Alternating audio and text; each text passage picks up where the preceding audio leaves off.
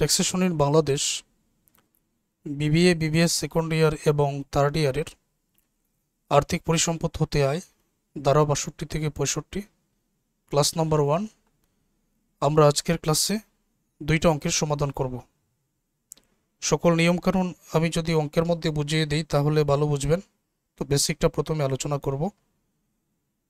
এখানে নাম হচ্ছে আর্থিক পরিসম্পদ হতে আয় ধারা ৬২ থেকে ৬৫, কিন্তু আগের বছরে ট্যাক্সেশন ইন বাংলাদেশ বইয়ে এটার নাম ছিল সিকিউরিটির সুদ হতে আয়। একই বিষয় বর্তমান নাম আর্থিক পরিসম্পদ হতে আয়। যেমন ধরো আগের বছরের নাম ছিল বেতন হতে আয়, এইটার বর্তমান নাম এখন চাকরি হতে আয়। তাহলে এই যে ট্যাক্সেশন ইন বাংলাদেশ বই এটা প্রতি বছর পরিবর্তন হয়ে থাকে। এখন সিকিউরিটি কি, এই যে আর্থিক পরিসম্পদ হতে আয় আসলে এটা কি ধরনের আয়? যেমন ধরো সরকারি কোনো সিকিউরিটি, কোনো সঞ্চয়পত্র, করমুক্ত সিকিউরিটি, করবাদ সিকিউরিটি, কর অগ্রিম সিকিউরিটি, এগুলোতে তুমি বিনিয়োগ করলে, এগুলোতে তুমি টাকা খরচ করলে বা জমা রাখলে, বিনিয়োগ করলে, বিনিয়োগ করার ফলে তোমার যে মুনাফা হবে বা সুদ পাবে, অথবা সুদ পাওয়ার কারণে তোমার যে আয় হবে সেই আয়ের উপরে সরকারকে ট্যাক্স দিতে হবে, কর দিতে হবে। তখন এই যে তোমার আয়টা হলো, এটা হচ্ছে আর্থিক পরিসম্পদ হতে আয় বা সিকিউরিটির সুদ হতে আয়, যেটা দ্বারা ৬২ থেকে ৬৫ এর মধ্যে পড়ে। তো এই নিয়মের মধ্যে পড়ে এখন দুইটা অঙ্কের সমাধান বোঝাবো, একেবারেই ক্লিয়ার হয়ে যাবে। ধৈর্য ধরে ক্লাসটা দেখো। আর সম্পূর্ণ বইয়ের ক্লাস কোনো শিক্ষার্থী যদি ধারাবাহিক দেখে নেন এমনিতেই একেবারে সহজ হয়ে যাবে। এই বইটা আমার কাছে এতটা কঠিন মনে হয় না, শিক্ষার্থীদের জন্য সহজেই বুঝতে পারবেন। আমি তোমাদেরকে একটা তথ্য জানাতে চাই। বিবিএ বিবিএস ফার্স্ট ইয়ার থেকে ফাইনাল ইয়ার পর্যন্ত তোমাদের যত গাণিতিক বই আছে প্রত্যেকটা গাণিতিক বইয়ের সকল অধ্যায়ের রেকর্ডেড ক্লাসগুলো পাবেন, যে ক্লাসগুলো আমি নিয়ে এসেছি। তারপর আমার hand note, lecture sheet, PDF, suggestion সব কিছু পেয়ে যাবেন। বাসায় বসে ভালো একটা প্রস্তুতি নেওয়া যাবে। চাইলে বছরের প্রথম থেকে পড়তে পারেন, মাঝামাঝি সময় থেকে পড়তে পারেন, এমনকি যদি পরীক্ষার 2 দিন 3 দিন একদিনও বাকি থাকে তারপরও আমার ক্লাসগুলো তোমাদের জন্য উপকারী। আমার ক্লাসগুলো দেখে তুমি ভালো একটা প্রস্তুতি নিতে পারো। এটার প্রমাণ যদি চাও তাহলে আমার ইউটিউব থেকে, আমার YouTube channel Al Amin sir BBA থেকে কিছু ক্লাস থেকে নিলেই বুঝতে পারবে। তো যাদের কোর্সের প্রয়োজন, এই যে আমার হোয়াটসঅ্যাপ নাম্বার আছে, হোয়াটসঅ্যাপে মেসেজ দিয়ে কোর্সে ভর্তি হতে পারো। আর যারা অলরেডি আমার কোর্সে যুক্ত আছেন, তোমাদের কাছে মনে হচ্ছে আমার ক্লাসগুলো উপকারী, তখন তোমাদের কাছে আমার দাবি থাকবে তোমাদের সহপাঠী যারা আছেন তাদেরকে আমার হোয়াটসঅ্যাপ নাম্বার দিয়ে দিবেন, তারাও যাতে কোর্সে ভর্তি হয়ে তোমাদের মতো ক্লাস করতে পারেন। তাহলে আমরা প্রশ্নটা পড়ে নিচ্ছি, ক্লাসটা দেখো, একেবারে সহজ হয়ে যাবে। জনাব হিমেল অথবা মিস্টার তানবীর এর 2022-23 আয় বর্ষে আর্থিক পরিসম্পদ হতে করযোগ্য আয় নির্ণয় করো। করমুক্ত সরকারি সিকিউরিটির সুদ 3,20,000 টাকা। আমি বলেছিলাম নিয়মকানুন আমি অঙ্কের মধ্যে বুঝাবো, অঙ্কের মধ্যে যদি বুঝিয়ে দিই তাহলে একেবারে সহজ হয়ে যাবে। তোমরা দেখো তো এখানে নামটা কি লিখে আছে, করমুক্ত সরকারি সিকিউরিটির সুদ। যেহেতু নাম বলাই আছে করমুক্ত, তাহলে কি এটার কর দিতে হবে? কর দিতে হবে না। এই 3,20,000 টাকা সাথে সাথে অকরদার্য আমরা দেখিয়ে দিব অঙ্কের মধ্যে। মানে এই যে করমুক্ত সরকারি সিকিউরিটির সুদ, এটাতে সরকারকে কর দেওয়ার কোনো প্রয়োজন নেই। তারপর কর অগ্রিম সরকারি সিকিউরিটির সুদ 1,00,000 টাকা। যদি কর অগ্রিম সরকারি সিকিউরিটির সুদ 1,00,000 টাকা এরকম বা যত টাকাই থাকুক না কেন, এখন আমাদের একটা কাজ, আমরা ধরে নিব এই টাকাটা নিট সুদ টাকা। তো এটাকে মোটাঙ্কিত করতে হবে। এই যে কর অগ্রিম সরকারি সিকিউরিটির সুদ, এটাকে মোটাঙ্কিত করতে হবে, নামটা মনে রেখো। তো মোটাঙ্কিত করার জন্য এই 1,00,000 টাকাকে একটা কাজ করতে হবে, যে এটাকে 95 দ্বারা ভাগ, 100 দ্বারা গুণ। কর অগ্রিম সরকারি সিকিউরিটির সুদ আমি যখন যেটা পাবো তোমাদের বুঝিয়ে দিব, এটাকে 95 দ্বারা ভাগ 100 দ্বারা গুণ করে এটাকে মোটাঙ্কিত করতে হবে। ধরে নিলাম এটা নিট সুদ, আমার প্রয়োজন হলো মোট সুদ, এটার আয়টা বাইর করার জন্য।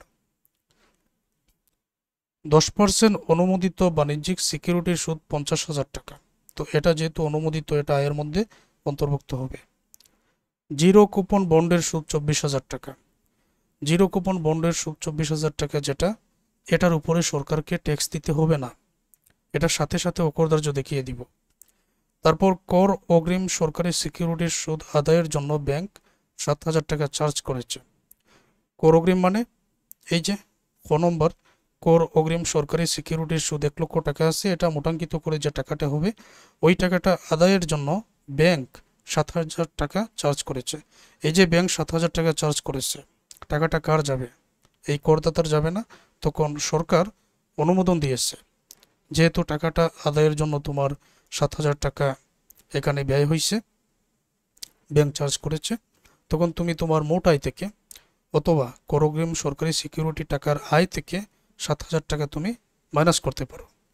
আয় থেকে টাকাটা মাইনাস করা যাবে, এটা অনুমোদন সরকার দিয়েছে।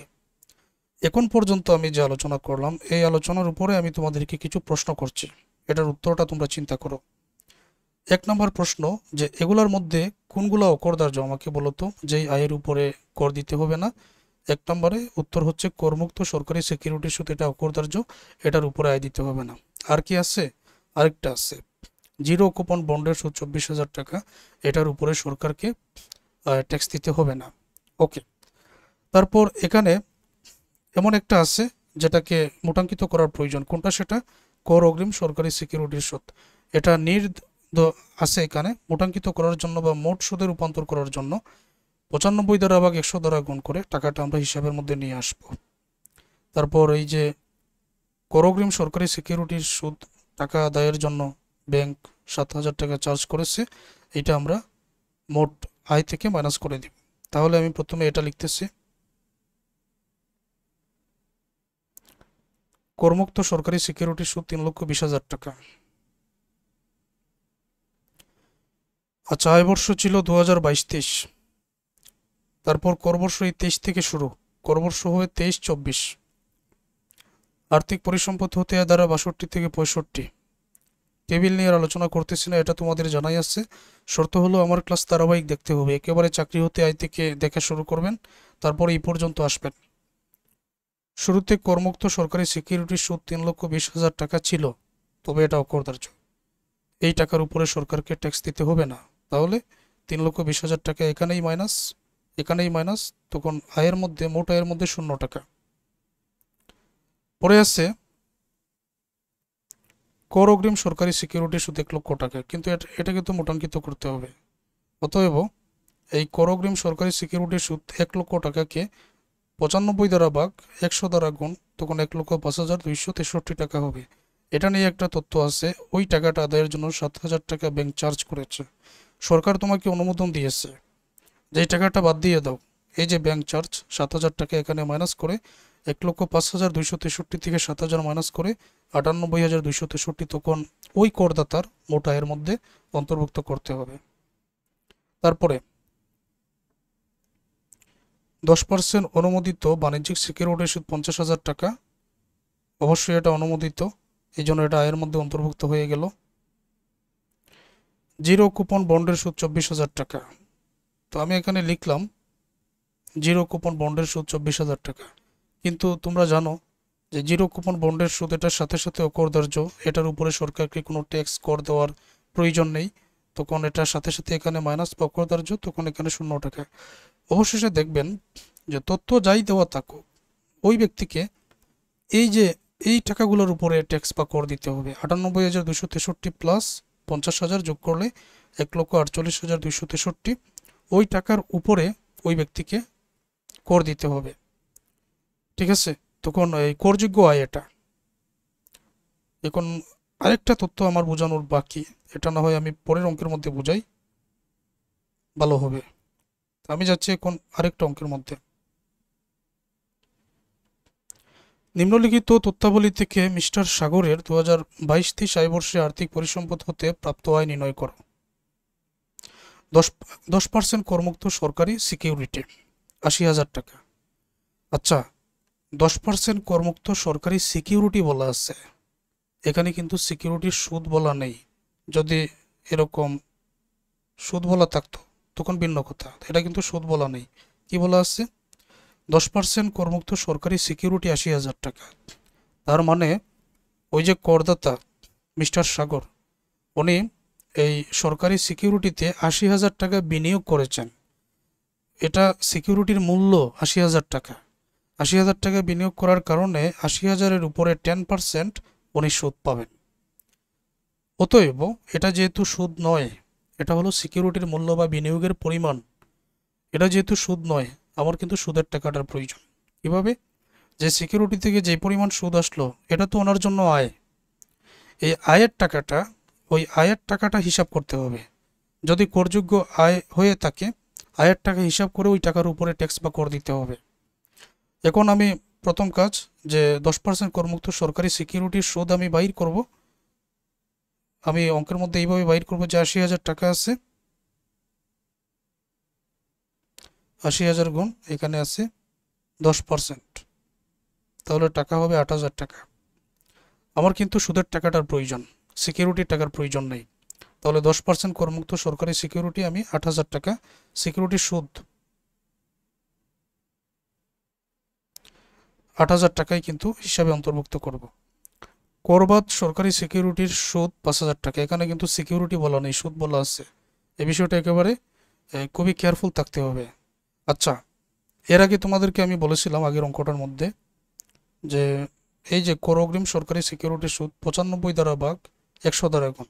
তাহলে আরেকটা জেনে নাও, বর্তমান অঙ্কের মধ্যে আরেকটা জেনে নাও। কি সেটা? যে করবাদ সরকারি সিকিউরিটির সুদ, এটাও যদি থাকে, তোমার একই কাজ, এটাকে মোটাঙ্কিত করতে হবে। 95 দ্বারা ভাগ 100 দ্বারা গুণ। এই 5,000 টাকাকে 95 দ্বারা ভাগ 100 দ্বারা গুণ করে তারপরে তুমি এই টাকাটা হিসাবের মধ্যে অন্তর্ভুক্ত করবে। করবাদ সরকারি সিকিউরিটির সুদ।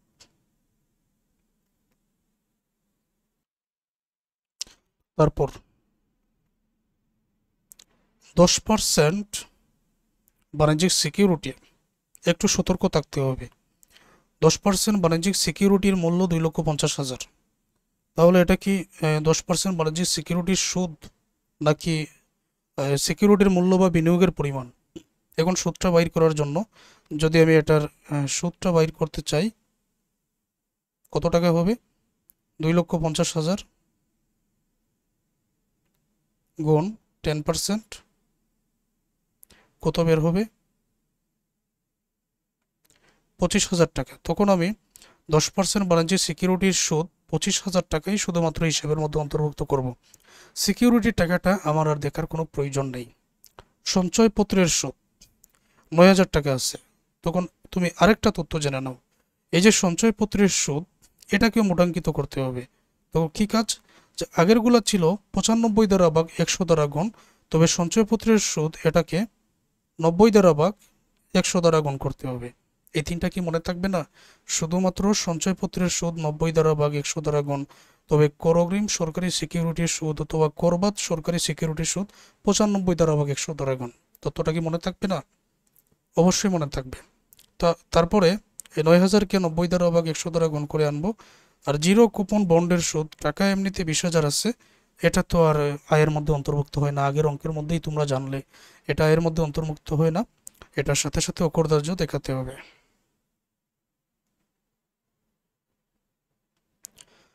আচ্ছা, তাহলে আমি এই করমুক্ত সরকারি সিকিউরিটি 8,000 টাকা যেটা, ওইটা আগে মাইনাস করি। টেবিল নিয়ে আলোচনা করলাম না। করমুক্ত সরকারি সিকিউরিটির সুদ 80,000-এর 10% 8,000 টাকা, কিন্তু এটা তো সাথে সাথে অকরদার্য সম্পূর্ণ 8,000-ই এখানে মাইনাস দেখাতে হবে, টাকা এখানে শূন্য এড হবে। করবাদ সরকারি সিকিউরিটির সুদ, এই 5,000-কে 95 দ্বারা ভাগ 100 দ্বারা গুণ করে তারপরে আনবো।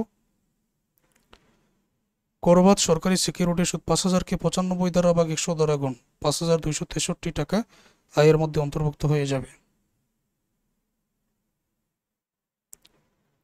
10% বাণিজ্যিক সিকিউরিটি এমনিতে ছিল 2,50,000, কিন্তু আমি সুদ আনবো।